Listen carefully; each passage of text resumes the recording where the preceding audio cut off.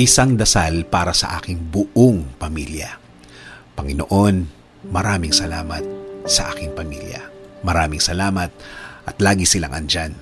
Sila po ang aking inspirasyon, ang aking lakas. Sila po ang nagiging kakampi ko sa mga pagsubok ng buhay. At laging nakaalalay kapag kailangan ko ng suporta. Lord, kasama po ng aking dasal na ito na mas mapalapit sila sa iyo, mas makilala ka nila, mas malaman pa nila ang iyong kabaitan, kasama ng nakita nila sa aking buhay na ikaw ang pinagkukunan ko ng lakas sa araw-araw.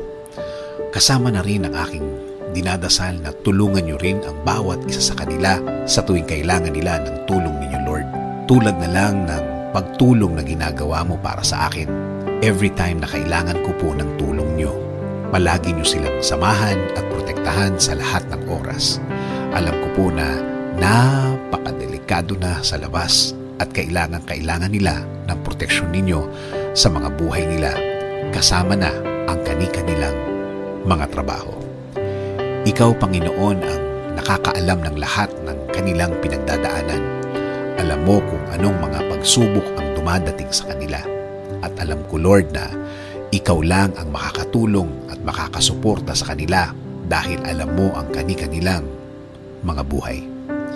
Bigyan mo sila ng talino para kanilang magamit sa tuwing may dalahin sila sa kani-kanilang mga buhay.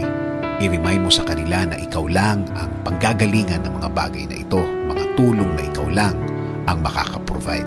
Tulungan niyo rin po ang pamilya kong may pinagdadaanan sa kani-kanilang araw. Mga taong ayaw magsalita tungkol sa kanilang mga problema at nagdesisyon na lang na manahimik na lamang and decided to keep it to themselves. Panginoon, alagaan niyo po ang lahat ng magulang, kapatid, at lahat ng miyembro ng pamilyang Pilipino. Patuloy niyo kaming ilayo sa lahat ng uri ng sakit. Ilayo niyo po kami sa lahat ng uri ng masama. Manatili po sana ang inyong peace sa aming mga puso at isipan. Patuloy niyo pong i-guide ang aking buhay. Bigyan niyo po palagi ng direksyon ng aking araw-araw at ng aking buong pamilya. Patawarin niyo po kami sa lahat ng aming kasalanan sa inyo, Panginoon. In Jesus' name we pray. Amen. Sabi nga sa Colossians 3:13, bear with each other and forgive one another. If any of you has a grievance against someone, forgive as the Lord forgave you.